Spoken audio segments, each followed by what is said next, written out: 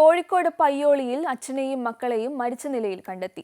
ഐനിക്കാട് സ്വദേശി സുമേഷിനെ വീടിനടുത്ത് ട്രെയിൻ തട്ടി മരിച്ച നിലയിലും മക്കളായ ഗോപിക, ജ്യോതിക എന്നിവർ വീടിനുള്ളിൽ മരിച്ച നിലയിലുമായിരുന്നു കാണപ്പെട്ടത്.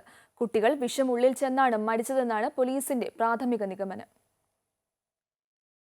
പയ്യോളി ഐനിക്കാട് വീടിന് സമീപത്തായുള്ള റെയിൽവേ ട്രാക്കിലാണ് സുമേഷിന്റെ മൃതദേഹം ട്രെയിൻ തട്ടിയ നിലയിൽ കണ്ടത്. സുമേഷിന്റെ മരണവിവരം അറിഞ്ഞതോടെ നാട്ടുകാർ മക്കളെ അന്വേഷിച്ച് വീട്ടിലേക്ക് പോവുകയായിരുന്നു. ഏറെ നേരം വിളിച്ചിട്ടും വാതിൽ തുറക്കാതായതോടെ പരിശോധിച്ചപ്പോഴാണ് കുട്ടികളെ മരിച്ച നിലയിൽ കണ്ടത്. 2 വർഷം മുമ്പ് കോവിഡ് ബാധിച്ച് കുട്ടികളുടെ അമ്മ മരിച്ചിരുന്നു. വിദേശത്തായിരുന്ന സുമേഷ് ഭാര്യയുടെ മരണശേഷം തിരിച്ചുപോയിട്ടില്ല. 10ാം ക്ലാസ്സിലും 5ാം ക്ലാസ്സിലുമാണ് ഗോപികയും ജ്യോതികയും പഠിക്കുന്നത്. ഇൻക്വസ്റ്റ് നടപടികൾക്ക് ശേഷം മൃതദേഹം കോഴിക്കോട് മെഡിക്കൽ കോളേജിലേക്ക് മാറ്റി. നാളെയായിരിക്കും സംസ്കാരം നടക്കുക.